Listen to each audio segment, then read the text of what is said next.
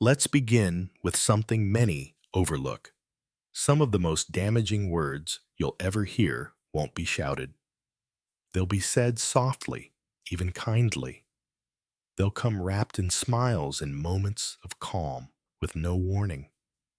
But underneath, they carry something heavier: control, blame, emotional manipulation dressed up as love. And unless you know what to listen for, you'll spend years trying to fix what was never yours to carry. This isn't just about words, it's about power and the quiet ways it changes hands. Before I continue, let me know where you're listening from in the comments. And if reflections like this resonate, don't forget to like and subscribe. Now, the deeper truth is this: real relationships don't collapse in one loud moment. They erode slowly, conversation by conversation. And often, it begins with a single phrase that seems harmless, even flattering. But what looks like vulnerability is sometimes a mask. Carl Jung called this the persona, the face we wear for others. But behind it, in the shadow, live the parts we deny: resentment, insecurity, the refusal to grow. And when those shadows enter relationships, they don't knock, they slip in quietly, through 5 little phrases that seem forgettable at first, until they begin to shape your choices, your confidence, your sense of self. Many confuse love with acceptance of anything, but there is a line between being understanding and losing yourself in the name of patience, between giving grace and becoming the one who carries all the weight. Jung reminded us that what we do not make conscious becomes our fate, and in love, that means one thing: the words you ignore early on become the patterns you live with later. So, part 1 begins here, not with heartbreak, but with awareness. Because when a woman learns to hear the truth behind the tone, when she stops brushing off those small discomforts, she begins something powerful. Not confrontation, not coldness, but discernment. This is how individuation begins, not in silence, but in recognition, in choosing to see clearly before you're asked to sacrifice who you are. So stay with me, because in this series, we'll walk through 5 phrases.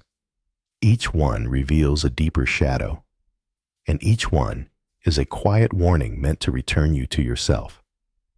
Some phrases don't arrive with cruelty. They arrive softly, like a hand resting on your shoulder. Just accept me as I am. It sounds honest. It sounds brave. But sometimes it's neither. For a woman who values love, compassion, and emotional openness, this phrase can feel like a call to patience, a request for unconditional care. But often, it marks the beginning of an imbalance, one so subtle it goes unnoticed at first.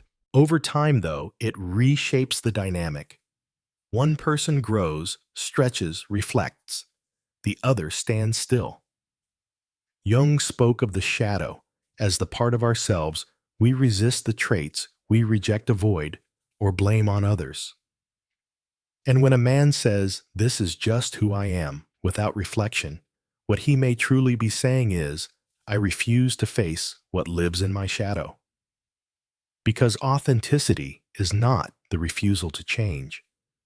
It is the courage to become more whole, to integrate what is hidden, to grow even when it's uncomfortable. But the woman who hears this phrase, especially if she is kind, steady, and self-aware, may mistake it for intimacy. She may hear it and believe she is being invited into truth. That love means acceptance of all things, even things that hurt. This is where the first fracture forms when love is confused with resignation. Soon she begins to notice things that feel off, little dismissals, moments of avoidance, a lack of responsibility for words or actions that cause harm. And when she brings it up calmly, gently, with care, she finds herself met, not with dialogue, but with defensiveness. The same phrase returns, but sharper now. You knew who I was when we met. What was once a quiet request has become a wall. And behind that wall, there is no movement, no accountability, no willingness to evolve. She begins doing the emotional labor alone, shifting, adjusting, giving more space than she receives. She explains her feelings only to be told she's too sensitive. She makes room for his moods, but hers go unnoticed. She encourages growth, and he calls it criticism. The deeper danger here is not loud. It is the slow erosion of clarity, of self-trust, of inner balance, and all of it masked by a phrase that still echoes like love. You have to accept me. But real acceptance is not a blank check. It does not mean tolerating what quietly depletes you. It means recognizing someone's humanity while still holding your own standard. It means saying, I see you fully, and I still expect you to try. Jung reminded us that the process of individuation, becoming a whole and conscious self, requires effort. It requires awareness of one's limitations and the willingness to confront them. A person who hides behind their fixed identity is not practicing authenticity. They are avoiding transformation. So what appears to be honesty, this is who I am, can become a spiritual bypass, a shortcut that avoids growth. And worse, it places the burden of change onto the one who cares most. This is when the woman finds herself compensating. She becomes more emotionally literate, hoping it will help him express himself. She becomes calmer, more measured, hoping he will meet her there. She lowers her expectations piece by piece until nothing feels sacred anymore. And what began as a relationship becomes a silent contract. She adapts. He remains unchanged. This is the heart of the fracture. Not a single wound, but a series of small surrenders. Each one asking her to shrink just a little more.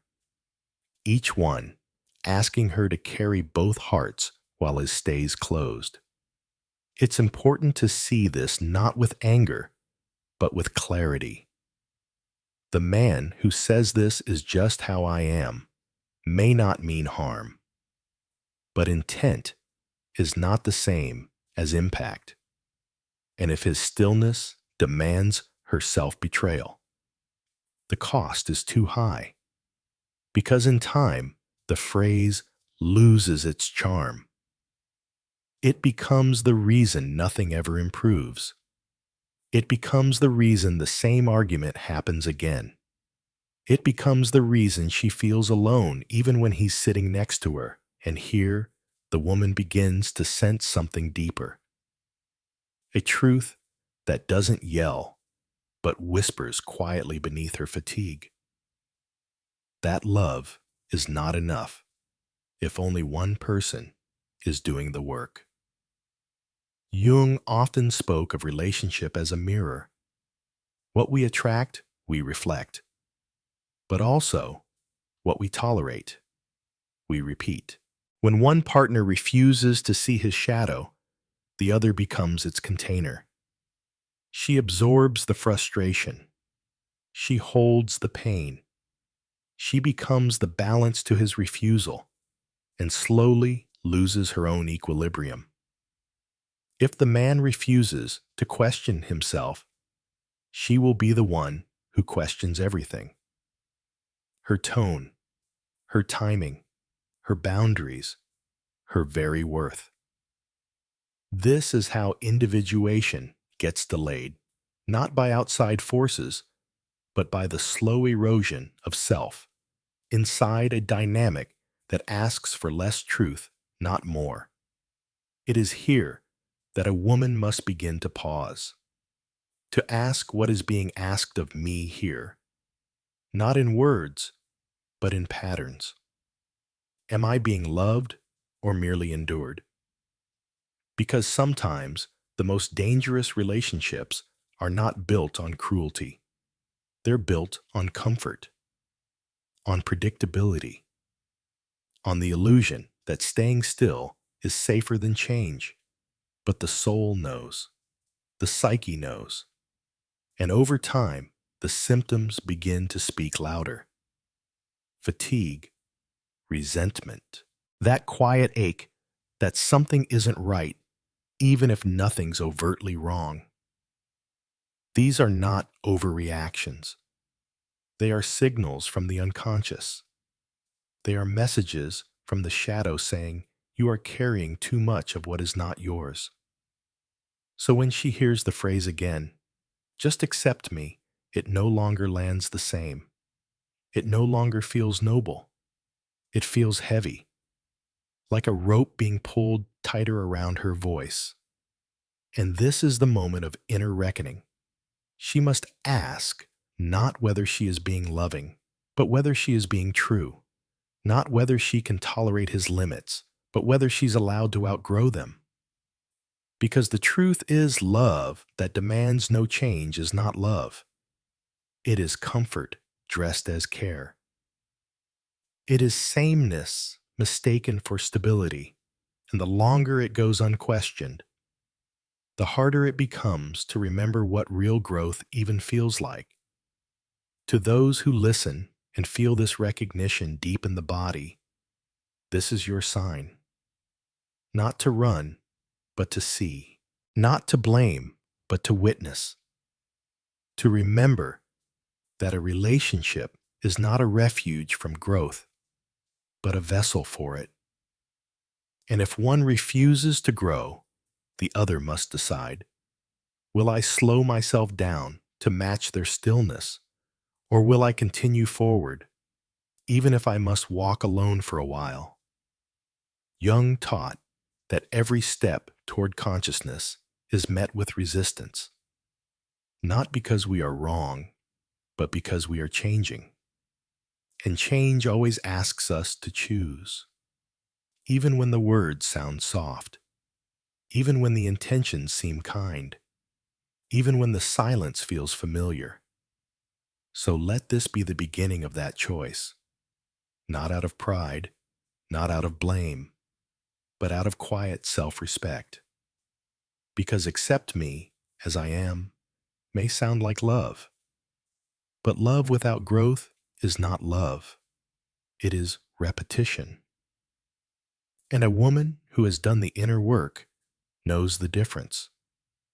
When growth is resisted long enough, it doesn't simply stop. It bends inward and becomes blame. The man who once asked for patience now asks for something else, sympathy, but not the kind that opens the heart, the kind that closes the eyes. He begins to speak of the past, of women who didn't understand him, of exes who were toxic crazy, too emotional, or never satisfied. At first, it sounds like honesty, but soon the pattern is clear. Every relationship ends the same way: him, the victim; them, the villain. This is where the mask begins to slip. Jung called the persona the mask we wear to fit into the world. But no mask is seamless. Eventually, the cracks show, and from beneath the smooth surface, the shadow starts to speak. It speaks through patterns, through distortions, through the refusal to hold a mirror to one's own part in the story. The man who calls every ex crazy is not telling you about them. He is telling you what he cannot face in himself, what he has buried, what he has disowned. Projection is one of the most dangerous mechanisms of the unconscious. It allows us to avoid responsibility, but only by handing our darkness to someone else. When a man projects, he does not lie, he believes. And that belief becomes the lens through which he sees every woman who follows. To the one who listens with an open heart, with a calm voice, this blame may at first feel like vulnerability. You may think he's been through a lot. Maybe he just needs someone safe. And so you offer safety. You offer understanding. You try to be the one who's different. But here's the trap. He isn't looking to change the pattern. He's looking for someone who will validate it. In this dynamic, you are no longer relating to a man. You are relating to his past, to his wounds, to the script he keeps rewriting, casting himself as the one who is always hurt, never hurting. And slowly, the roles begin to take shape. You become the caretaker, the stabilizer, the one who never triggers, never questions, never says, "That's not fair." But relationships built on rescue are never equal. And emotional caretaking is not the same as love. The danger of falling into this pattern is not only emotional exhaustion, it's identity loss. Because the more you try to be the one who gets it, the more you shrink what you feel. You stop asking for what you need. You edit your words before they leave your lips. You tolerate things you once knew were wrong. And all of it in the name of being different from those who came before you. This is how the shadow wins, not with cruelty, but with pity, not with rage, but with story. Jung said that until we make the unconscious conscious, it will direct our lives, and we will call it fate. In this case, the man does not just resist growth, he creates a narrative that protects him from ever needing to. Every failed relationship becomes another brick in his defense. Every woman who left becomes proof that he is misunderstood. And now, you who entered with light are handed the task of undoing his entire past. But that is not yours to fix. You are not here to rewrite someone's story. You are here to live your own with clarity, integrity, and truth. And yet, if you stay long enough in this pattern, something strange happens. You begin to doubt yourself. You start asking, am I being too sensitive? Am I just like the others? This is projection's most painful impact, how it begins to distort your inner compass. You once knew what was kind, what was reasonable, what was fair. Now you're walking on eggshells and calling it peace. The mask and the shadow have switched places. His smile still says, "I'm open," but his behavior tells a different story. He avoids responsibility with ease. He twists concern into criticism. He makes your emotional honesty feel like an attack. And if you ever stand up for yourself, the victim returns hurt, wounded, disappointed. You are no longer disagreeing with a person. You are disrupting a narrative, and the punishment for that is subtle, but sharp. Distance, silence, a coldness that wasn't there before. Jung understood that the shadow isn't inherently evil, it's just unconscious. But left unexamined, it behaves like sabotage. And in relationships, it creates dynamics that feed on inequality. One gives, one takes, one reflects, one deflects, and the longer it goes on, the harder it becomes to leave. Because now, you're not just walking away from him. You're walking away from everything you tried to prove, that you were enough, that you could make it work, that you were the exception to the rule. But here's the truth. You were never the problem. You were the mirror, and he wasn't looking for a mirror. He was looking for a shield, a soft place to land without having to grow. This is where individuation demands something deeper. Not just awareness, but choice. To stop holding someone else's emotional history like it's yours to rewrite. To return to your own center. To ask, who am I when I'm not reacting to someone else's pain? A woman who has done the inner work will eventually feel the weight of the distortion, not just emotionally, but spiritually. The fatigue of carrying two identities, hers and the one he projects.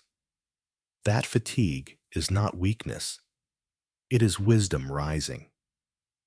It is the part of you that knows when a story isn't yours to live in, when a role isn't yours to play, when someone's pain isn't yours to solve. The path to wholeness is not paved with endless tolerance. It is walked by those who can tell the difference between empathy and erasure.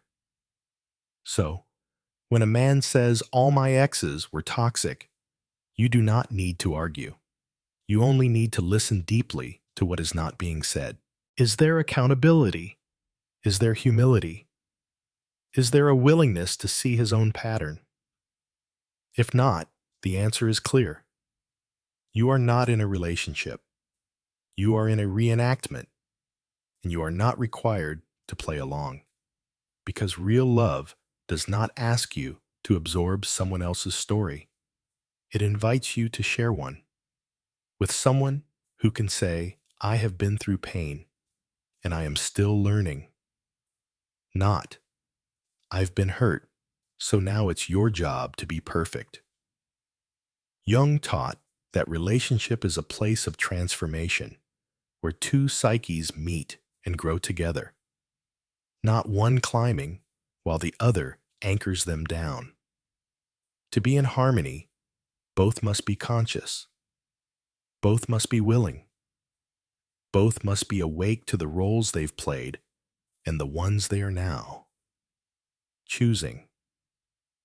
This is the moment where masks fall, where the woman who sees clearly begins to reclaim herself, where the script ends, and a new story begins, not based on blame, but on awareness. And that awareness is freedom. Every unhealthy pattern eventually reveals its deepest layer.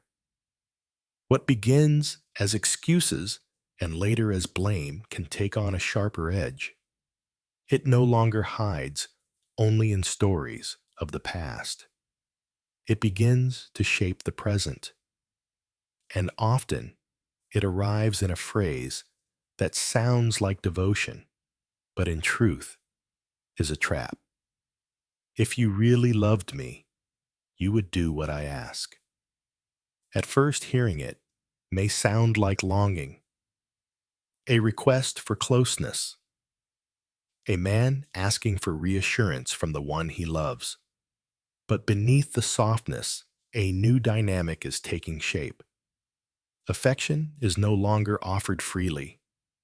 It is conditioned. It becomes a currency traded, demanded, withheld. This is no longer love.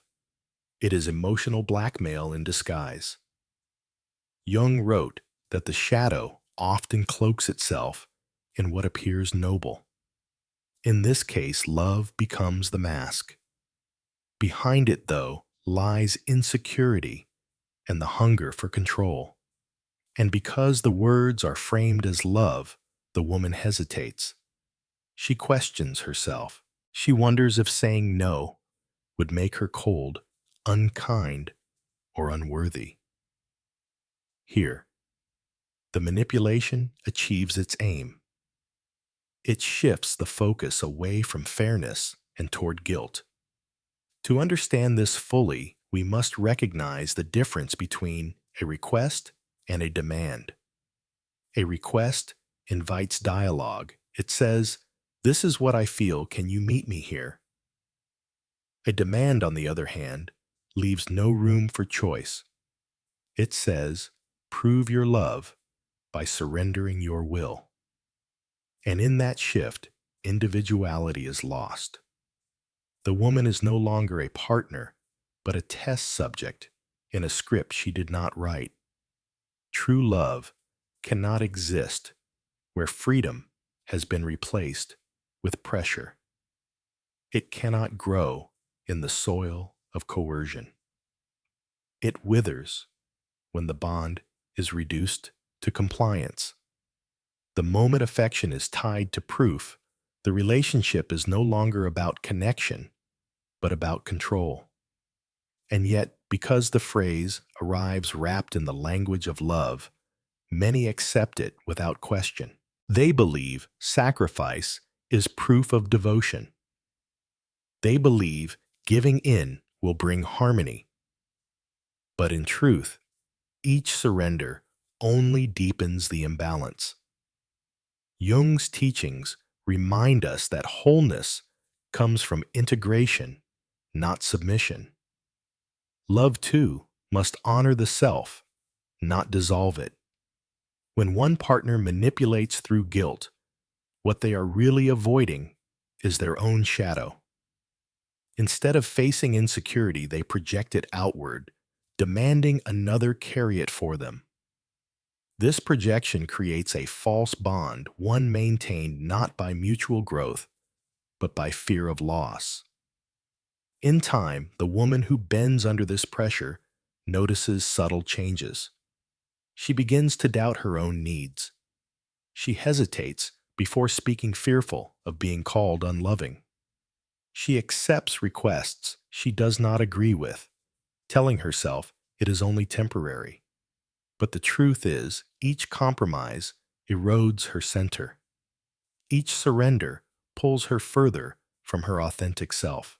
The symbolic image here is clear. A candle burning to keep another warm, yet losing its own flame. What appears generous is in fact self-erasure. And no relationship can survive long when one partner is extinguished in order to keep the other comfortable. The deeper danger is repetition. Once this tactic succeeds, it will be used again. At first, it may be small matters, choices of words, daily routines, minor concessions. But over time, the demands grow. And one day, the woman realizes she no longer chooses freely. Her voice has been replaced with silence, her will replaced with obedience, her love replaced with fear. Awakening begins when she sees the pattern clearly, not as a single disagreement, but as a structure, not as an expression of love, but as a manipulation of it. This is the moment where awareness breaks the spell. The realization dawns that love cannot be proven through surrender. It can only be lived through freedom.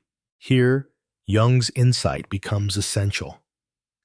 Until you make the unconscious conscious, it will direct your life, and you will call it fate. The unconscious dynamic of emotional blackmail thrives in the shadows of relationships. It only loses power when it is brought into the light. When a woman names what is happening, even if only to herself, she breaks the cycle of confusion. She no longer interprets guilt as proof of love. She recognizes it as a symptom of fear and control. This recognition does not always mean immediate departure. It may begin as a pause, a deep breath before agreeing, a moment of clarity in the middle of pressure. Even that pause is powerful because it reclaims space for the self. It is the first spark of individuation inside the relationship, the refusal to disappear into someone else's demand. Awakening is rarely sudden. It is often quiet, arriving as a shift in perspective, a change in how words are heard, a recognition that what once felt like intimacy now feels like obligation. This is not bitterness, it is clarity, and clarity is the first step toward freedom. From here, the woman begins to notice her own patterns. Why did she yield so easily? What part of her feared being seen as unloving? This is where her own shadow speaks, the part that longs for approval, the part that fears abandonment, the part that equates sacrifice with worth. By seeing this clearly, she no longer becomes captive to it. Instead, she begins to choose from awareness, not fear.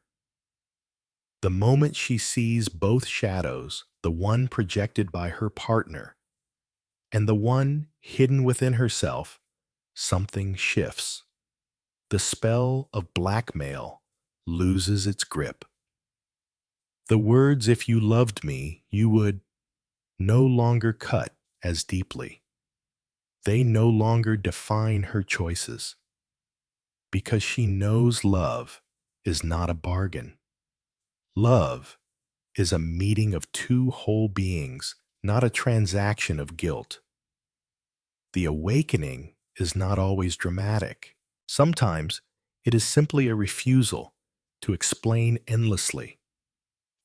Sometimes it is a calm, steady no. Sometimes it is walking away from a conversation designed to confuse. And sometimes it is the quiet realization that real love never asks you to betray yourself. In this space of clarity, a new kind of strength emerges. Not the strength of defiance, but the strength of alignment.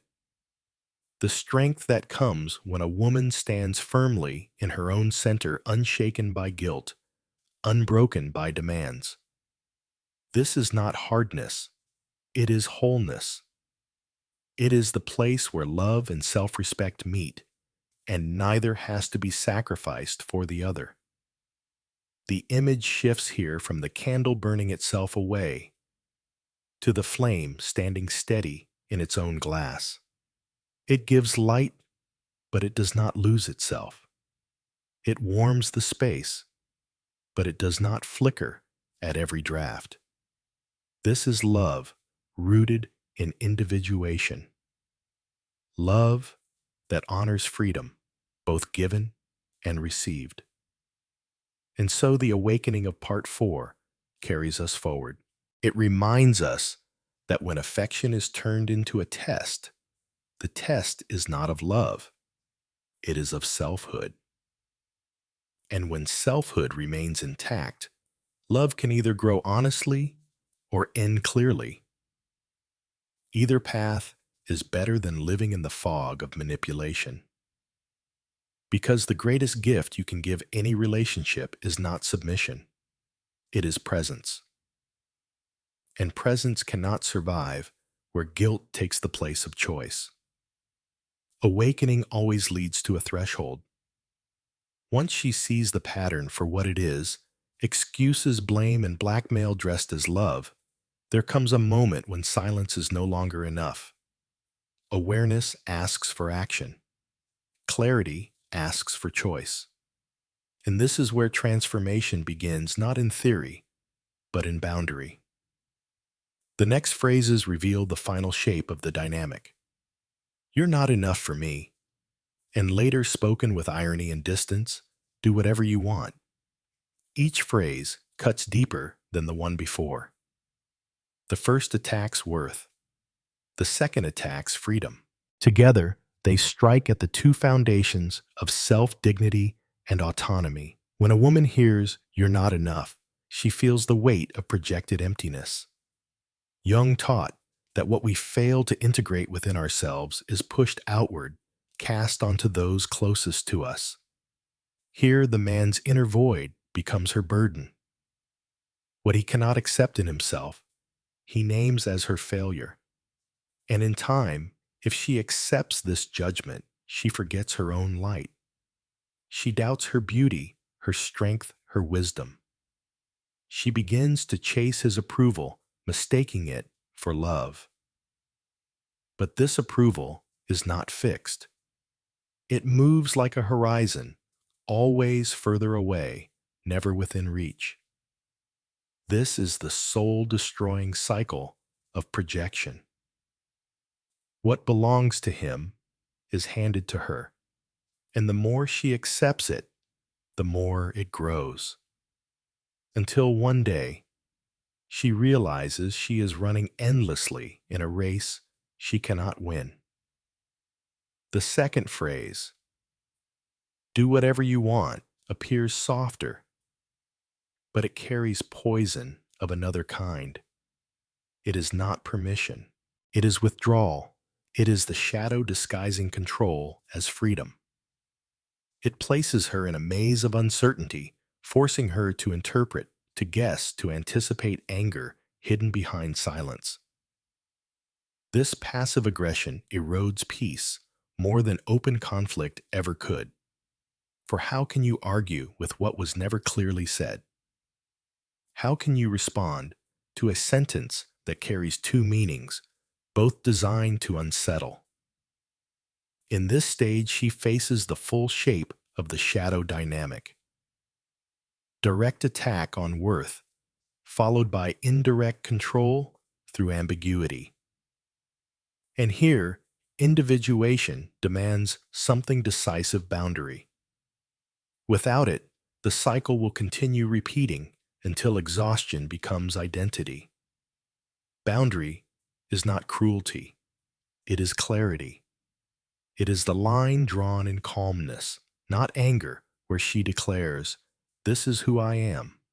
This is what I will not betray." Jung often spoke of individuation as the union of opposite. In this moment, the woman must unite compassion with firmness, care with self-respect. She must love herself enough to refuse what diminishes her. At first, this act may feel impossible. The fear of conflict runs deep. The fear of loss whispers, "If you say no, he will leave."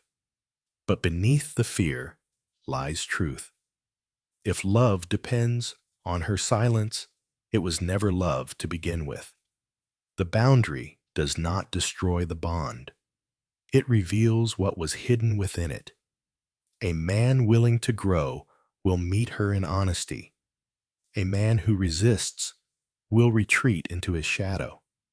Either way, she is free. Symbolically, this moment is like stepping from a fog into clear air. The voices of manipulation still echo, but they no longer define her. She no longer accepts the phrase, "You are not enough." She knows it for what it is. A confession of his emptiness, not a statement of her value. She no longer bends under, "Do whatever you want." She recognizes it as avoidance, not truth. And instead of decoding, she chooses clarity, either through direct conversation or through walking away. This is the act of individuation within relationship. To separate what belongs to her from what belongs to him.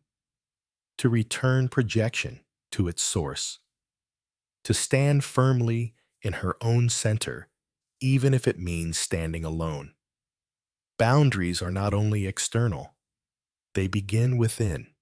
They form in the small moments where she says, "I will not explain myself endlessly. I will not accept guilt for holding my standard. I will not allow love to be proven through obedience." Each inner statement becomes an anchor. And in time, the outer actions follow firmer voice, steadier choices, a life once again lived by her own rhythm. Jung taught that transformation comes through confrontation with the shadow. This is not a battle of force, but of sight. When she sees clearly, the shadow loses its grip. When she refuses to participate in the old dance, the pattern collapses. What once felt inevitable is revealed as optional. And this realization is liberation. Of course, the path is not without cost. Boundaries will test the relationship. Some connections end when manipulation no longer works. Some reveal anger when control is lost. Others may awaken meeting her with new respect. But the outcome matters less than the act itself. Because the true transformation is not what happens to the relationship. It is what happens within her. She becomes whole again, no longer fractured by demands, no longer diminished by projections. The deeper truth is this: love cannot coexist with contempt. Affection cannot grow in ambiguity. Partnership cannot thrive where one person demands and the other disappears. By choosing boundary, she is not walking away from love. She is walking away from its counterfeit. She is creating space for something greater: connection, rooted in freedom, respect, and truth. This moment of choice is the turning point of the entire arc. Up until now, the shadow has led the way, shaping the dynamic. Now, the self takes its place.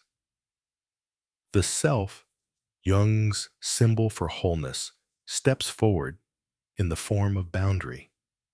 Calm, steady, clear. Not against love, but for it. Not against him, but for herself. From here, everything changes. The woman is no longer a mirror of his wounds. She is her own presence. And whether he grows or not, her life is no longer defined by his shadow. It is defined by her clarity. This is what transformation looks like in practice. Not grand speeches or sudden revolutions, but simple, steady boundaries lived day after day. Each one saying, I am enough. I am free. I will not be manipulated into forgetting who I am. And as she stands here, the fog lifts. The words that once cut so deeply, you are not enough. Do whatever you want, no longer pierce the heart. They sound hollow echoes of a game she no longer plays. Because she has chosen differently. She has chosen wholeness. She has chosen herself. Every journey of awakening ends not in triumph or defeat, but in clarity. By now, the pattern has been revealed. Words that once seemed harmless were shown to carry hidden weight. Excuses turned into blame. Blame turned into blackmail. And finally, contempt disguised as affection. Through it all, the lesson has been the same. What is not faced in the shadow becomes projected onto others. And the cost of tolerating it is always the same: the erosion of one's own self. Yet the story does not end in despair. Because at every step, there has been an invitation to see clearly, an invitation to set boundaries, an invitation to walk away from what is false and toward what is true. Jung often spoke of individuation as the task of becoming whole. This wholeness does not mean perfection. It does not mean being free of pain. It means no longer living divided, no longer carrying what belongs to another, no longer confusing love with the surrender of self. In truth, the greatest act of love is not endless tolerance. It is presence rooted in authenticity. It is the ability to say, I will meet you as you are, but I will not lose myself in the process. This is where transformation happens. When a woman who once carried blame as her burden sets it down. When she refuses to prove her worth to someone who cannot see it. When she no longer explains her choices to those who speak in riddles and shadows. That moment, quiet and steady, is liberation. The path to freedom is never about changing another. It is about reclaiming yourself. Because in the end, every projection you return, every boundary you draw, every truth you honor, strengthens the self, the center of wholeness that Jung described as the true ground of being. The phrases we explored, accept me, as I am, all my exes were toxic. If you loved me, you would, you are not enough, and do whatever you want, were never just words. They were shadows speaking. They were signals pointing to resistance, projection, and control. But they were also teachers. Each one offered the chance to awaken. Each one carried the opportunity to choose differently. This is the paradox of shadow work. What wounds us also guides us.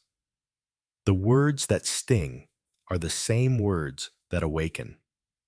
The boundaries we set are the same boundaries that free us. And in the quiet, after the storm, a deeper truth emerges. Peace does not come from making others change. Peace comes from choosing clarity over confusion, from choosing respect over guilt, from choosing freedom over control, and most of all, from choosing to remain whole. For the woman who has walked this path, something shifts. She no longer fears being alone, because she knows the greater loneliness is found in relationships where she disappears. She no longer chases approval, because she knows her worth is not up for debate. She no longer mistakes guilt for love, because she has learned that real love never asks her to betray herself. This is the fruit of individuation, the return to the self. It is not a hard victory, but a soft one. Not a loud declaration, but a quiet knowing. A knowing that says, I am enough as I am. And love that cannot honor this truth is not mine to carry. In this way, what began as a series of wounds ends as wisdom. The shadow once feared becomes integrated. The mask, once trusted, falls away. And in its place stands a presence that is both tender and strong, both open and clear.